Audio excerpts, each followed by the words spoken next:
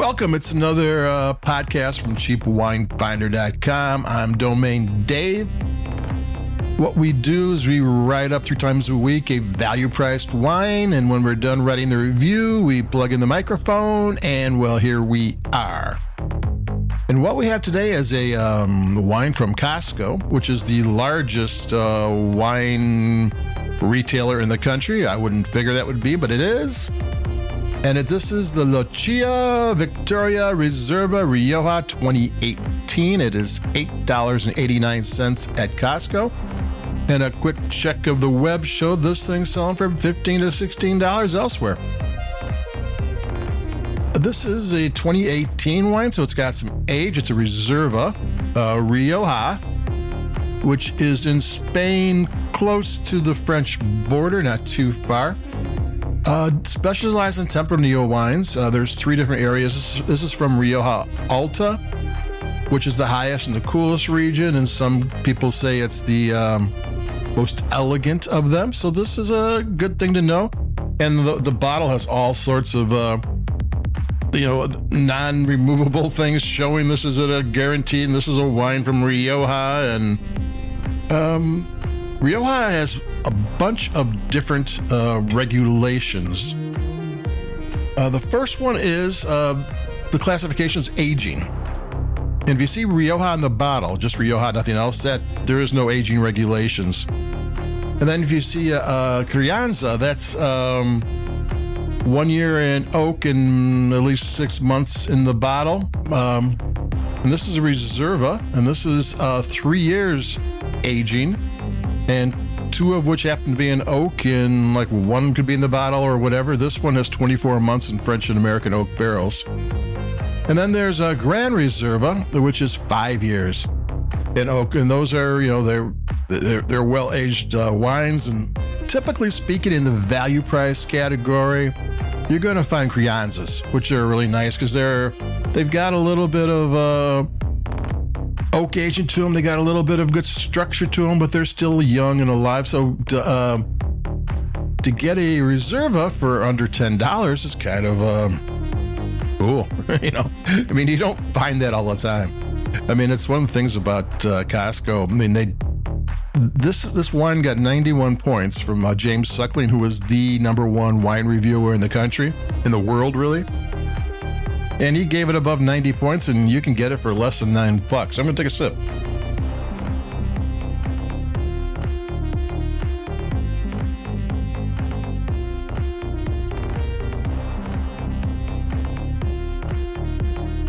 Okay, this had 2 years in the barrel, and it was picked in the fall of 2018. So 1920, is when it got bottled. So it's been aging in a bottle for another 3.5 years. And it tastes kind of young and alive. You would not think, oh, this is an aged wine, but it does have that little bit of depth of flavor that you get from that. That's one thing with wine. There's one thing you can't fake. You can put coloring in the wine to make it look a certain color. You can do tricks with oak flavoring. You can do all that, but you can't fake age, and this one's got it. And it's kind of nice. I mean, like I said, typically speaking, you get the Reserva, less age. But here, for even a cheaper than you can find a Reserva, you're getting, or a Crianza, excuse me. Usually you get Crianza. And here you're getting a Reserva for less than the Crianza price, which is excellent.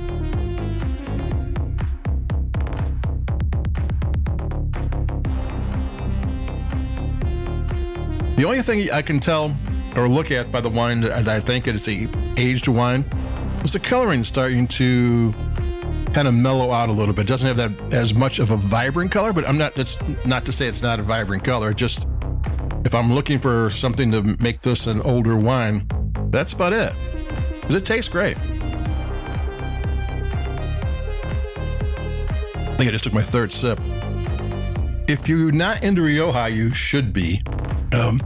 Back in the middle of the 1800s, when France was having all of its issues with flocks run, the vineyards were a complete mess. You couldn't count on any vintage to actually come through, and the last thing you want to do to a Frenchman is take away their wine. Rioja was the one that came to the rescue. Rioja didn't have the problems in the vineyards. And that's when the Rioja really came. Before that, it was kind of a Spanish thing. The world didn't know about it as much. France had French wine, and they, everything was, this is mine, that's yours. But back in the France's troubles is when Rioja kind of blossomed, as it were. And it's been great ever since. And you can get value price wines, really good. You get very expensive Rioja wines. You can spend a fortune on them if you want to, but you can get really good wines. Like this one for $8.89, but this is a little bit more than usual. But you can find really good Rioja wines, and Tempranillo is a really tasty grape. It is the grape of Spain. It is like what is Cabernet Sauvignon or is to Bordeaux, or the Pinot Noir and Chardonnay is to Bordeaux, to Burgundy. But this is to Spain. This is one of the great grapes of the world. I'm gonna take another sip. That's, I think, my fourth one. I guess I always used to say I don't give stars or grades, but I do take sips.